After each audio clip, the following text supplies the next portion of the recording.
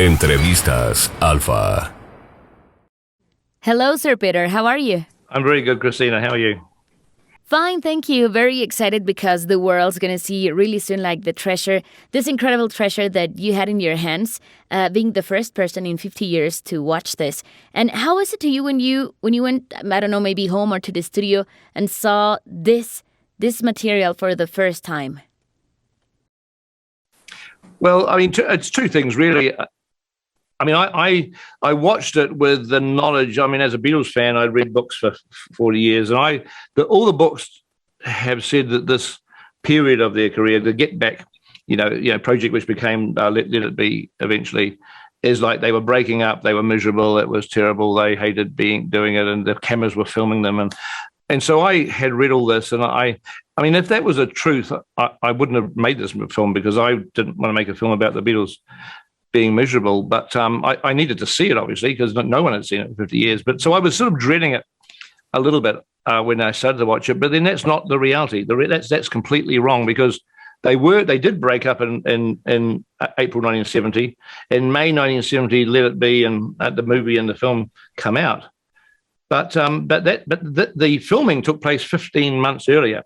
So I'm not looking at April 1970, I'm looking at January 1969, and I'm thinking, well, of course, they're not breaking up. Why have all these books said this? They're describing, the final product. They're not describing the actual time it was being shot. And I started to watch it, and it was so funny. And then it was also, then you click into that mode of, this is unbelievable Beatles footage. As a fan, I've obviously seen all the documentaries, and some documentaries are great, some are not so good, but you sort of get the feeling you've seen the same footage all the time. Shea Stadium clip, Ed Sullivan, this press conference. That's the Memphis press conference at 66. I know that one.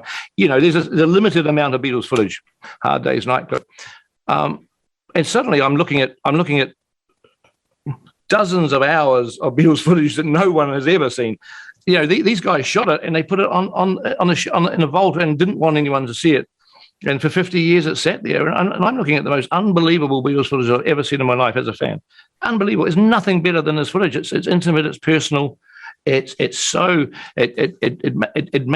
human beings. It's John, Paul, George, and Ringo. Almost not the Beatles. It's John, Paul, George, and Ringo as people, and I'm saying this is unbelievable footage. So at that point the excitement kicked in. Yeah.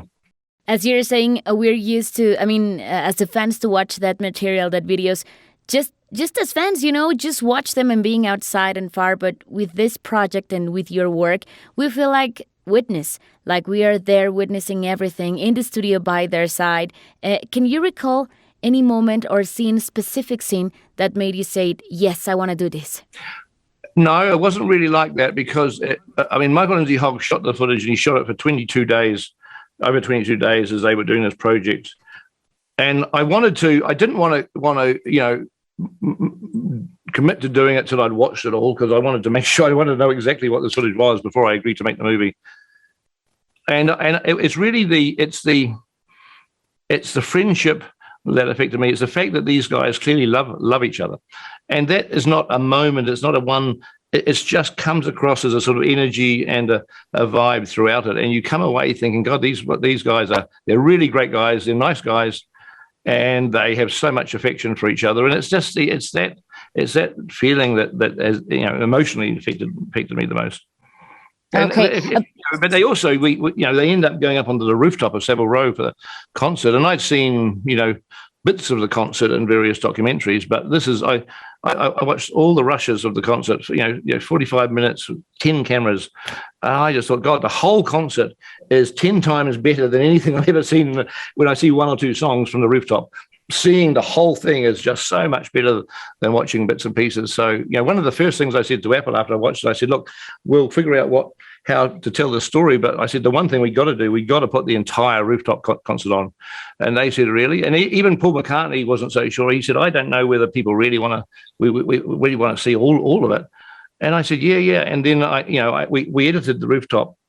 And when Paul saw it, he wrote to me and said, "No, you're completely right. It was pretty great seeing it in its entirety."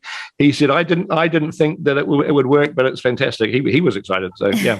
This next question is kind of hard, but it has to do now that you mentioned the concert in the rooftop.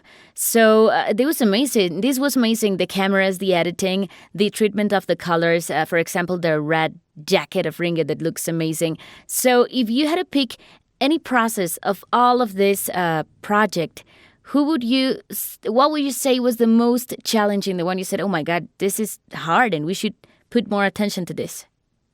Well, yeah, it was the sound actually. It wasn't the picture. There's ways with digital technology you can restore film, and we didn't do anything to the colors. We didn't do anything to the colors. Those are the 1969 colors that were captured on film in 1969. We just restored it, sharpened it, and that's what they were. We didn't enhance those colors. Fantastic clothes they wear. Fantastic clothing. No, but it was the sound, because we had a problem with the sound, because a lot of the time that they're doing this project, they're not really in a recording studio. For some of it, they are. The second half, they're in a studio, and there's a lot of 8-track, proper studio tape when they're performing, that we're able to use that. But a lot of it is rehearsing, and when they're rehearsing, they're not rolling the expensive 8-track tape. They're just rehearsing, and they're not recordings. But the film crew are filming them, so they're recording it on these 1/4-inch mono tapes. So it's all mono. It's not mixed. The vocals are too low. The guitars are drowning out, because it's a rehearsal. And when they're talking, there's conversations that somebody have that you're trying to hear, and somebody's strumming a guitar and you can't hear what they're saying. So it's very frustrating. So what we did is we developed a computer technology using artificial intelligence, machine learning. We developed software that we could teach the computer what a human voice sounded like, what a guitar sounds like, what a drum sounds like, what a bass sounds like. So we could take this mono tape, feed it into the computer, and say, just give us one track with the drums. And so you'd see them singing, and you see them playing the guitar. You can't hear the scene, and you see Ringo playing. It's great. He's only the drums, and then and we could get the vocals by themselves. We could get all the things separate, so we could actually mix and balance this. And what the advantage with that is that those conversations they're having, where they're talking and there's loud guitar, you can't hear them. We got rid of the guitars, and all these private conversations, we can hear them loud and clear. For the first time in 50 years, what they're saying to each other was very clear. And a lot in the final Get Back, a lot of the story is being told through their conversations, which used to be drowned out by guitars, but we've got rid of the guitars now, and they're telling their own story, and it's very personal. They don't realize they're being, their conversations are 50 years later going to be as clear as we've made them. And so it's pretty, they're saying stuff that they didn't ever want anyone to hear, and it's in there. So it's like, it's very, very, very, very intimate. Wow. Well, definitely the wait was worth it, because you did an amazing job with all this treasure of the Beatles to us, the fans. Thank you very much for your time, Sir Peter. Just a final message. Do you have something to say to your Mexican fans? Hi, everybody in Mexico. I've never been there, and I really, it's on my list. I won't say bucket list, because that's a bit depressing. It's on my happy list to come to Mexico. It looks like it's a fantastic place. Thank you. It's incredible. Thank you, and congratulations for your work. Bye. Entrevistas Alfa.